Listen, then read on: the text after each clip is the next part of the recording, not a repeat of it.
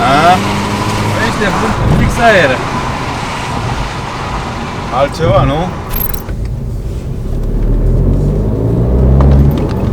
Tot faci? Nu cred. Da.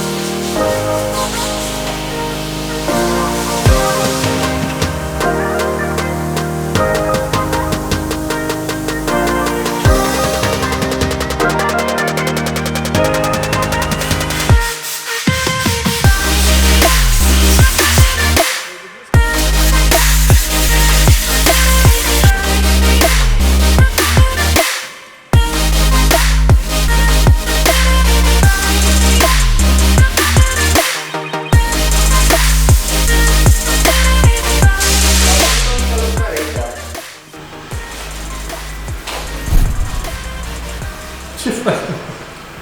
O meșterii băieți aici, meșterul Manole, știi? Haide, țac, țac, țac, țac. Păi da, mă, e cu ăla de evacuări pastă, știi? Da, da, da. Doar că tot să fie. Nu cred că e pasta asta. I-ar fi dat vina pe galerie că e fisurată.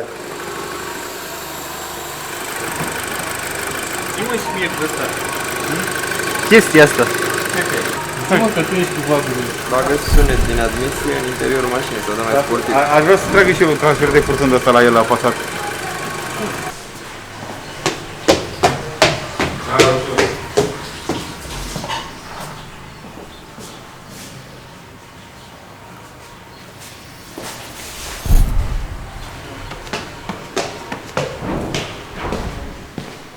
Bună ziua! Bună ziua, dragii mei! Am venit și noi cu aducătorul de vești. Bune, sper. O față nu prea bune. E un Golf, ce te aștepți? Să desfințăm mașina, noi ziceam chestia asta așa. Cu liniuță de la capăt. Altă mașină, Ambreiajul e bun. am reajut. Ce cu vestele bun. Păi asta a fost singura veste bună, cred că. Sau volanta cel puțin e bună. Nu știu ambreiajul mers dacă e bun, dar volanta e bună. Tampon antibalans. Tampon cutie de viteze. La lectură de kilometri să te plăcea în probe. Rămâne în stand-by. Pivot stânga-dreapta. Bucșă mică, bucșă mare, stânga-dreapta. Bară stabilizatoare. Spate, bară stabilizatoare. Le schimba pe spate, încep cu partea ușoară, șuruburi, reglaj, direcție, toate. Ca să nu vină să vină vreunul să mă întrebi care e asta, toate. Și toate brațele după spate, stânga, dreapta, superioare, inferioare, dinspre față, dinspre spate, pe spate, toate. Pa, pa!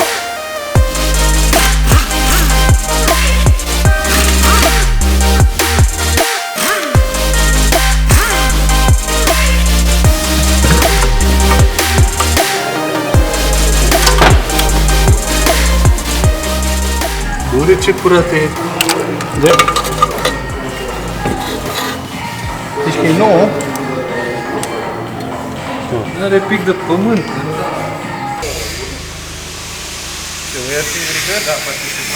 Eu n-am accelerat deloc, uite.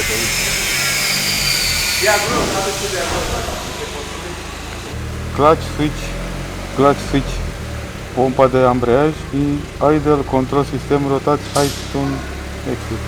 Da. Pompa de ambreiaj, motorașul pentru clapete admisie.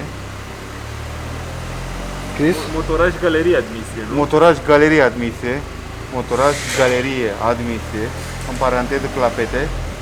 Și kiturile de garnitură de galerie și garnitură la injectoare. Antifurtul.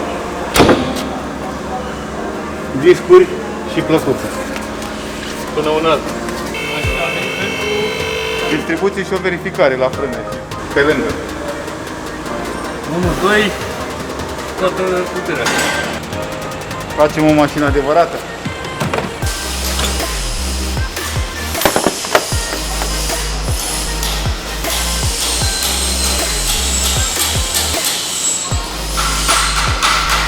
Nu mai duce mult. E crăpat, mai merge.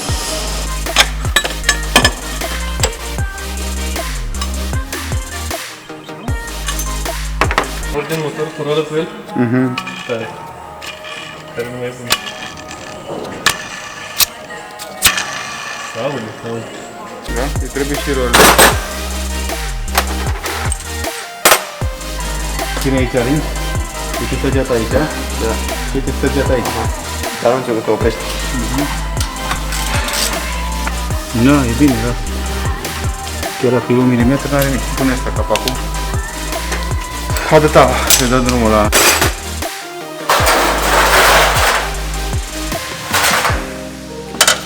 Foarte frumos. De ce micuții? Uzurat ceva? Nu, era bună de schimbat.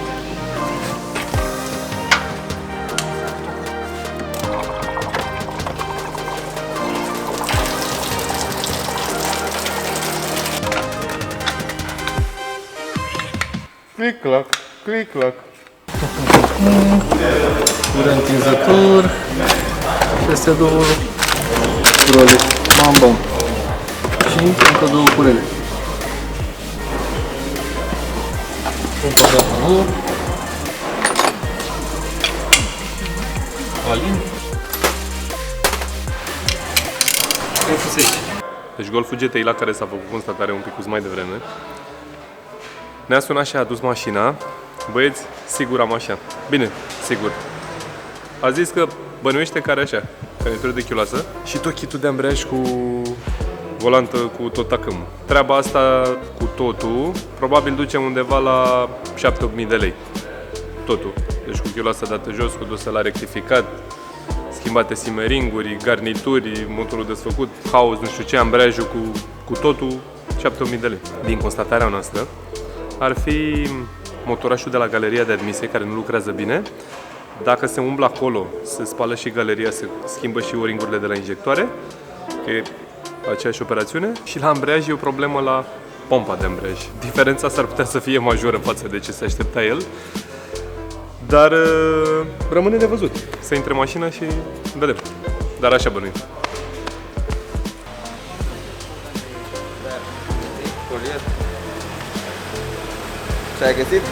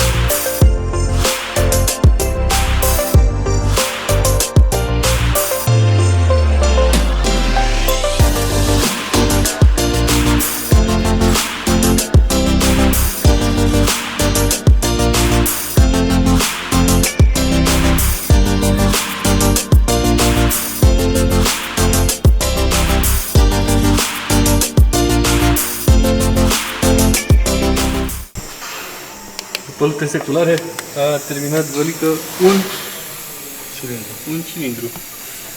Ia, focalizăm și noi. Îi dăm un pic să mă joc cu ea. Și asta și le-a răsăcit, ce le-ai făcut, Vali? Ca să le curăți și pe o parte și pe alta. Am văzut și papele. Ele cum se învârt când merge motorul. Da, normal că se învârt. Ele se deschid și se închid și în același timp are și învârtire. Nu stă în același loc. Ok, și tu le-ai răsucit și le-ai curățat și pe o parte și pe Da. alta. Deci, Exact. și după jumătate de oră, o oră, ai făcut un cilindru. Și Aia, 9 ore, n-a durat o oră. Și acum urmează încă 3. Hai la muncă, că avem treaba.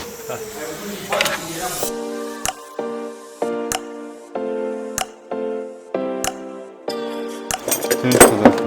Ține de asta. Îți dau un euro.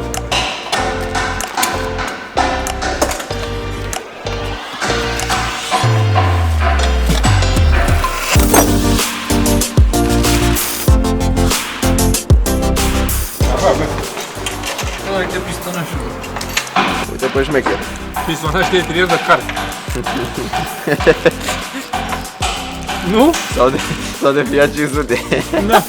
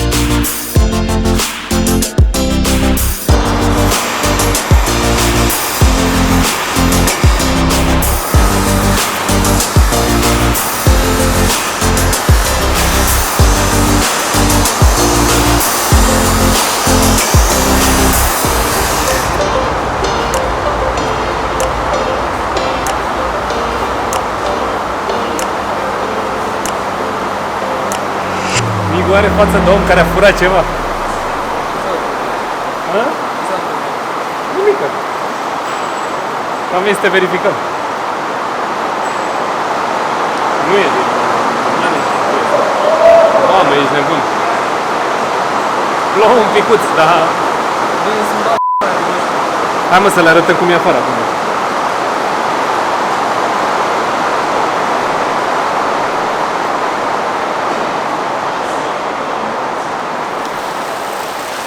Oh.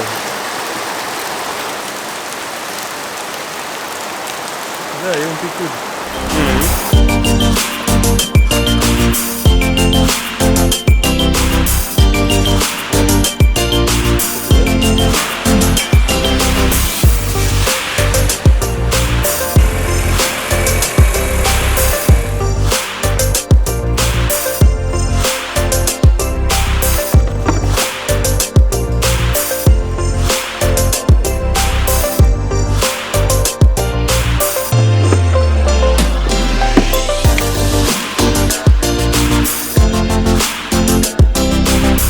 Ea e bună, dar dă eroare la switch de la pompă aici, la mufă. Dă eroare la comutatorul ăsta electric.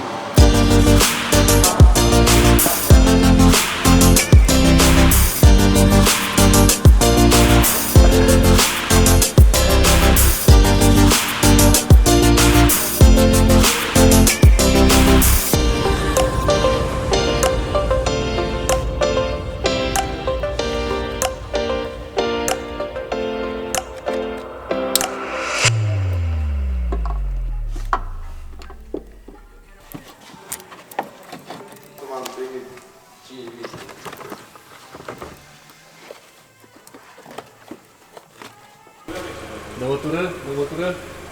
De motoră. Păi și înseamnă de centură? Ce ai făcut? Prost.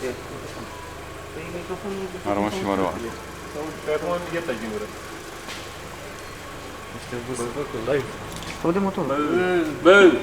Tot filmare, nu live-urile voastre. Camera. Camera e baza, frate. Camera, uite, e o cameră de asta mare și ai loc în ea. Hai. Opa!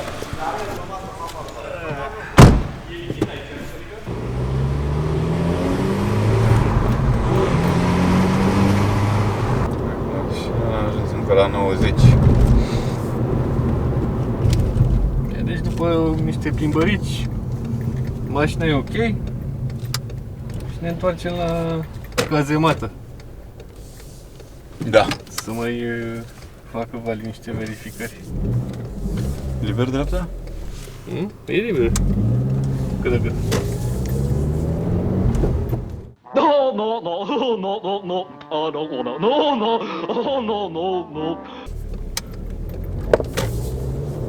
Și în momentul când calci ambreiajul, nu, hai că la întâia nu, la a doua, uite cât s-a turat motorul, l-am scos-o pe liber, am luat piciorul pe accelerație și asta a mai tărat 1000 de ture. Deci ceva pe la turbină pe acolo Nu e în regulă. nu e în regulă și pe chestia asta a distrus și ambreiajul. Cât la sută nu știu, dar... E la fiecare schimb de treaptă. Voi îți dai seama? Am mai forțat un pic în Uite, ambreiaj. fii atent, uite. Asta n-am făcut-o eu acum, am scos-o pe liber, atât. Dar dacă nu scos pe liber și dai doar talpă, Da, adică poți. să accelerezi și să iei piciorul din pedală, dar tot în viteză. Ești între, nu știu, a doua și dai 3000 Așa. și iei piciorul din gaz, se mai duce? Stă un pic mașina acolo și coboară după aia. 3000 și eu piciorul din gaz, da? A stat un pic și a început să coboare. Diferența e că e un aer necontrolat și automat nu-i dă putere motorului, îi dă o... Turația o dă în gol când calci ambreiajul pentru că nu e forță, dar în sarcină nu permite decât, uite. Adică nu trage suficient aer fals cât să-i dea putere să... Nu-i dă putere, nu. E doar puțin, dar e atât cât trebuie să fie Bine, pe mie îmi dădea senzația că se accelerează singură pentru că luam piciorul din gaz și ea încă mai mergea. Eu eram învățat când am luat piciorul din gaz să se ducă în jos turometru. Da, corect. Și atunci ai senzația că te mai accelerează. De fapt, ea își menține un pic puterea. E bine, bine la drept.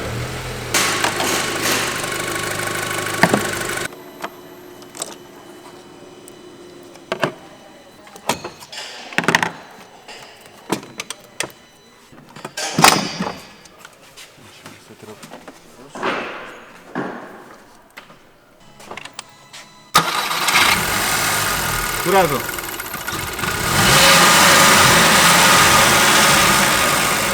Oprește! Ia pornește-o!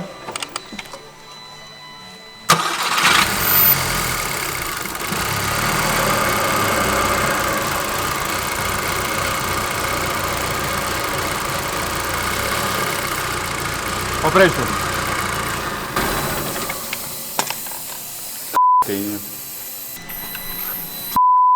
Multe să ține și tu lampa asta, te rog frumos.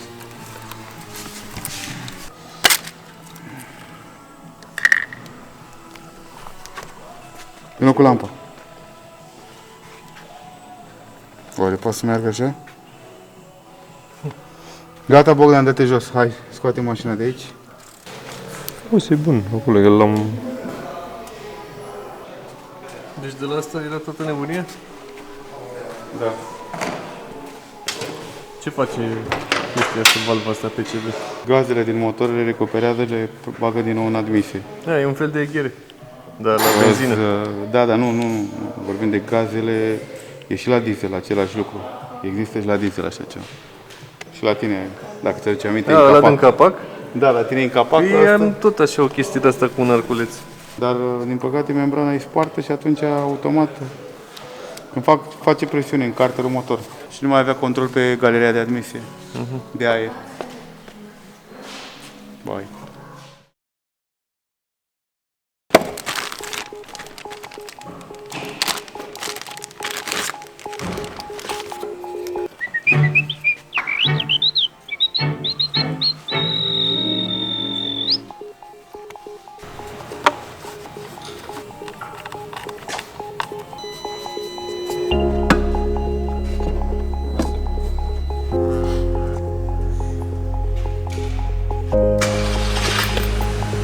Ne place când scrie așa.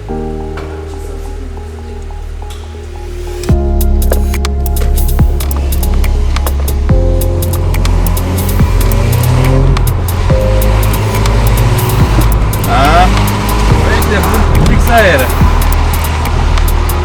Altceva, nu?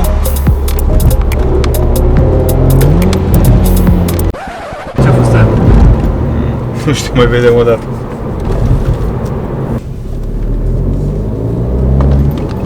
Tot faci. Nu cred. Da, da.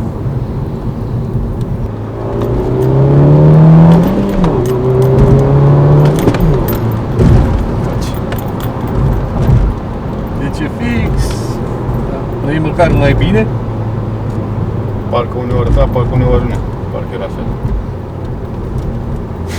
Ce probleme mari mâncați aș gura ta că...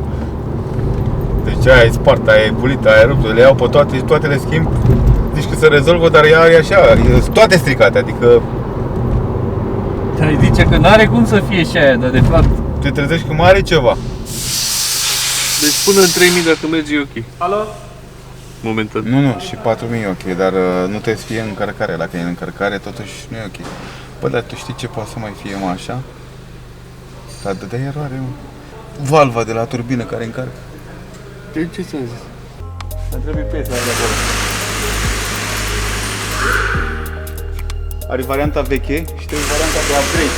O dau jos acum imediat și am încheiat socotela pe. Avem un pic acum să scoatem de aici. Ultimul șurub. Uite că se vede. Îi văd ochii. Ochiul. Este veche, mă, e veche modelul, e veche. Este făcută... Aproape 70.000 de kilometri reali. Și chestia asta ce controlează de la turbină? Ca să înțelegă pe... Descarcă presiune. Chestia asta.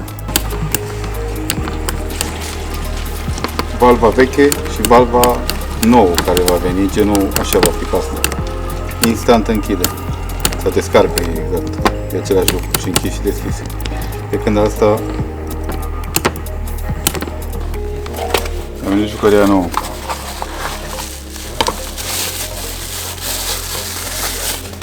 Papam.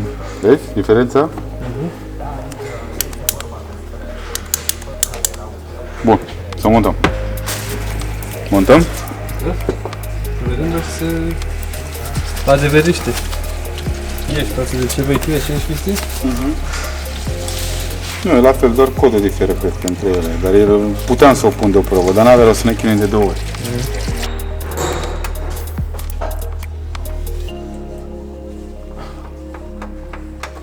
Ai auzit de loading? Îl cunoști pe ăsta, pe tipul ăsta cu loading? Nu știu, de tot apare acolo. Loading îl cheamă.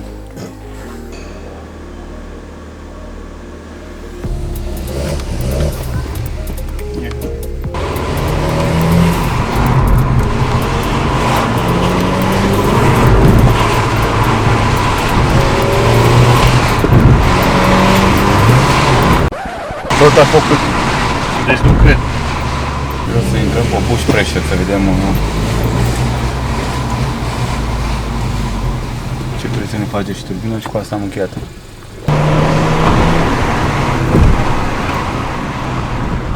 Deci n-a descărcat presiunea. Dar la piciorul din gaz n-a descărcat. Nu, Nu s-a descărcat. 4700 de ture. Da. La 4900 ai luat Piciorul din gaz, da? Și la 4700 când a început să reducă, cerea 0,3 bar și aveai un bar jumate. Hai. Mergem la service, schimbăm și uite. Vezi, aia e problema. Uite,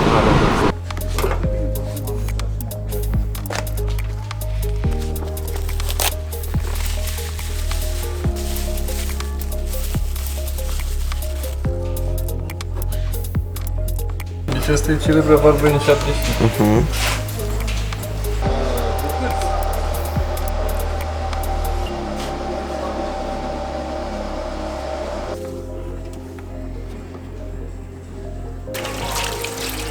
care e faza?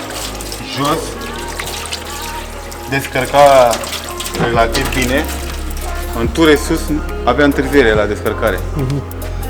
Cred că asta a fost problema.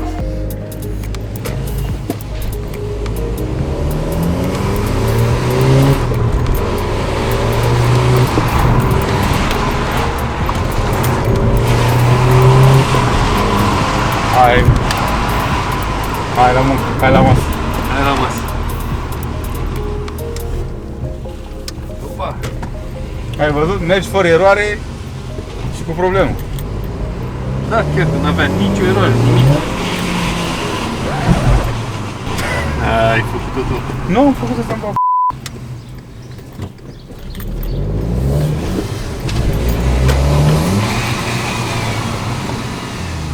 Mai rău face ca înainte.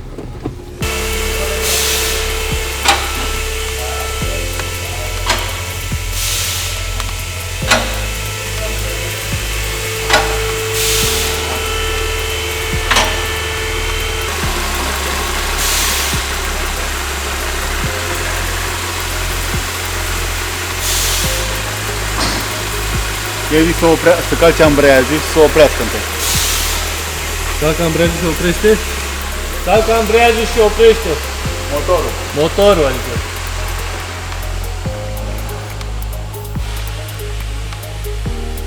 Scoate cheia din contact de tot. Scoate cheia din contact de tot. Stai un pic. Stai un pic. Așteaptă. Așteaptă. Cam greu să fac altceva.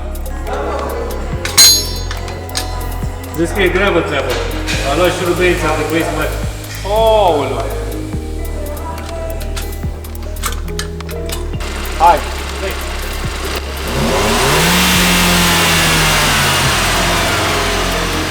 Haide de dată.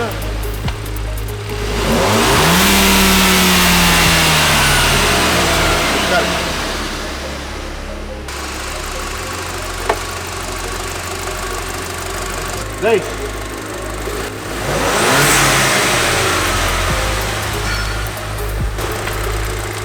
Ia mai de dată.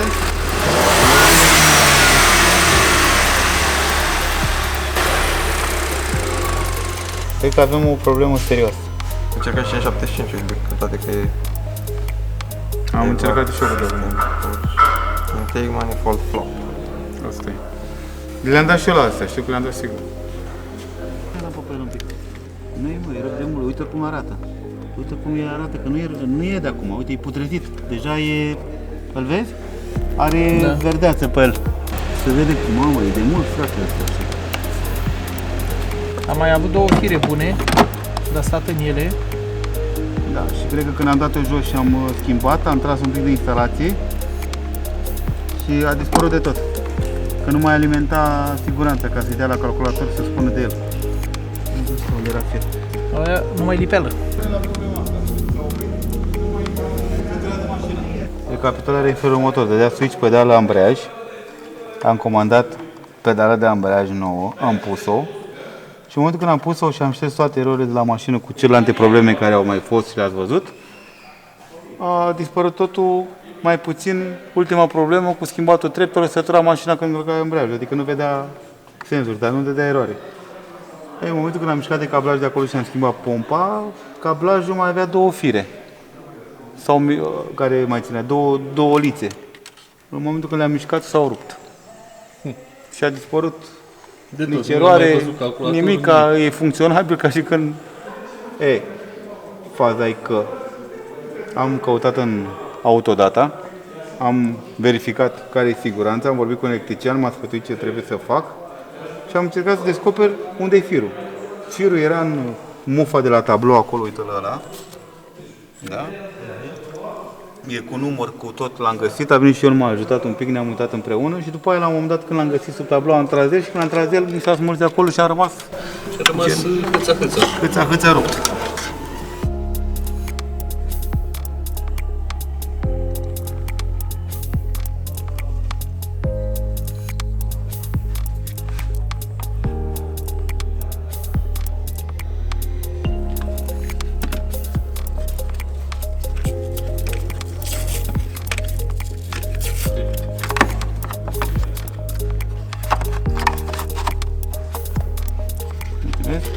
Cablajul se pleca aici, pe aripă, contra aripă. Nu înțeleg, s-a plecat atât de mult încât s-a rupt, dar cert e că acolo a fost o problemă.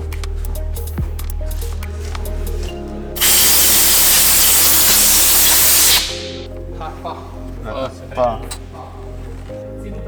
Hai, boss, spune contactul, mai am răbdare. Business. Pa băieții. Frate, nu știu, salam. Eu Am o cântare acum. Contact. Bine și gata. Aici bagi și acolo. Pip!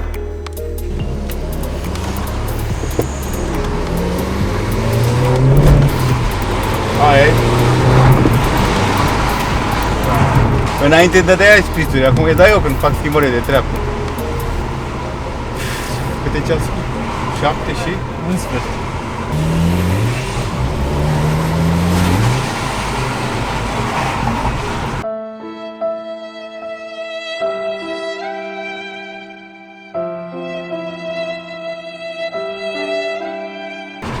Singura chestie care trebuie să verific dacă funcționează pedala acum, dacă funcționează switch-ul, știi? Încarc pedala. Ar trebui să funcționeze. A, dispare și apare, dar nu. Ok. Uite. Funcționabil. Hai, Rareș. Hai că ori ne tem vene de amândoi. Proba de drum numărul... Bosolică, că mă mori. Ai intrat ca boss. Ai intrat ca boss.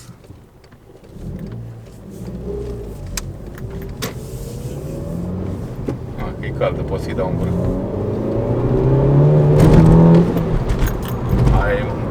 Hai să mai facem vreo tură. Hai să fim siguri. Să fim siguri, nu zice că aia din o tură și gata. Da. Ce zici, mă, Rareș? Ce să zic? Niște mufle, niște fire, că durează șef. O viață, o zi întreagă. Tu îți dai seama cât umbla asta pe la serviciuri? Da. Stătea naiba să-i caute lui Mă, firul, dar cum nu s-a știu plecat firul ăla acolo, mâncați? ce. Bă, asta mă depășește. Păi e o izolație care s-a frecat izolația de caroserie și când s-a luat izolația, primul fir care era acolo era firul de la ambreiaj. Și l-a frecat până l-a tăiat de tot. Asta e. Da, nu mai faci. Ultima dată a fost greșeala mea. N-am strâns switch-ul, papucul de la măsurat, am băgat ăla de la aparatul de măsură. De acolo a fost problema. Hai mă zi! Merge, gata. Hai mă zi! Da, mă, da. Zi mă, cu toată șmecheria, cu totul? Deci am schimbat și garnitura de chiulasă și volanta cu kitul de ambreiaj? Da, Bă, acum sincer cred că le schimbai până acum. Nu le schimba, era deci.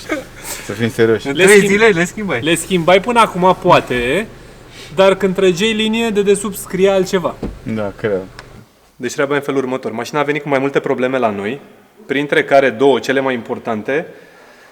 Omul bănuia că e garnitura de chiulasă și ambreiajul. Asta ar fi însemnat o socoteală foarte tristă. Noi am estimat-o undeva pe la 8.000 de lei, cu dat jos chiuloasa, cu dus, cu nu știu ce. V-am zis mai devreme treaba asta. Nu stătea ok la relanti, bâlbâia în permanență. După ce schimbai vitezele și, să zicem, dădeai dintre a doua, între a treia, dintre a treia, între a patra, se mai și tura puțin. Am pus diagnoza și ne-a dat așa. Ne-a dat motorașul de la galeria de admisie, ăsta, care e o problemă destul de comună, s-a mai schimbat la câteva modele, adică știam de problema asta, ăsta. Și dacă s-a umblat la motorașul ăsta, am zis că ar fi bine să schimbăm și o-ringurile de la injectoare, kiturile acelea le-ați văzut pe care le-a schimbat pe vălică, și să curățăm toată galeria de admisie. S-a făcut și treaba asta. După ce s-a făcut chestia asta, în continuare era o problemă la relanti. Vălică a suspectat valva PCV. Probabil ați văzut în ce hal arăta, că avea, și asta era vai de capul ei. Și astea, după un număr de kilometri, sunt la revedere. După care s-a continuat cu diverter valvul și cu N75-ul. În momentul în care s-au schimbat toate, problema s-a rezolvat complet. A rămas treaba cu ambreiajul. S-a schimbat pompa de ambreiaj. Ideea e că dădea eroare pe switch-ul de la pompă. S-a schimbat pompa de ambreiaj, după care ne-am dat seama că încă era o mică problemă și Vălică și-a dat seama într-un final că problema era de natură electrică. Din păcate aici e un moment când devine dureros pentru noi, că nu facem parte de electrică, dar încercăm să rezolvăm totuși o problemă când o descoperim. Și ați văzut, era firul acela, s-a văzut, Rareș, s-a văzut, nu? Era firul acela care era rupt, s-a rezolvat firul, după care s-a rezolvat și mufa care avea un pin îndoit și s-a rezolvat problema. Pe lângă tot ce v-am zis aici, omul a vrut să schimbăm și tachetul de la pompa de înalte, altă problemă comună de la vaguri. În mod normal, toată lucrarea la care s-a așteptat omul era undeva la, v-am zis, adică la ce sumă, undeva la 8.000 de lei și toată lucrarea asta, cu toate piesele înșirate până acum și cu manopera, este 2.900 de lei. Nu știu dacă vi se pare mult sau dacă vi se pare puțin, dar pentru noi e o mega satisfacție în momentul în care se poate rezolva o mașină mult mai ușor decât se așteaptă omul. Pentru că e complicat când te duci la serviciu și zici, mamă, trebuie să bag bani, trebuie să fac și aia și cealaltă și nu știu ce, merită să o mai țin, să nu mai țin. Și în momentul în care îi dăm omului o veste de genul ăsta, e ceva, e greu de explicat sentimentul. Bun. Vouă cum vi s-a părut lucrarea asta? Vi s-a părut grea? Vi s-a părut ușoară? Scrieți și voi jos în comentarii. Sigur o să mai scrieți și de alte probleme de genul ăsta. Mie nu-mi stă relantiu, mie îmi face relantiu, nu știu ce. Și acum altă chestie. Ținând cont de toate clipurile pe care le-ați văzut la noi cu GTI, TSI, TFSI, mai zi-mă câteva, că mai zi. TFSI. Așa. Asta e turbo FSI. Merită, frate, motoarele astea? Oare chiar merită bătaia de cap? Pentru că lumea le cumpără în continuare, să fim serioși. De ce? E GTI, boss. Merită oare? Scrieți și treaba asta în comentarii. Acum, dacă v-a plăcut clipul de azi, trebuie neapărat să dați un subscribe în partea asta. Și mai sunt aici câteva clipuri cu teste FSI și cu nu știu ce. Și ne vedem data viitoare.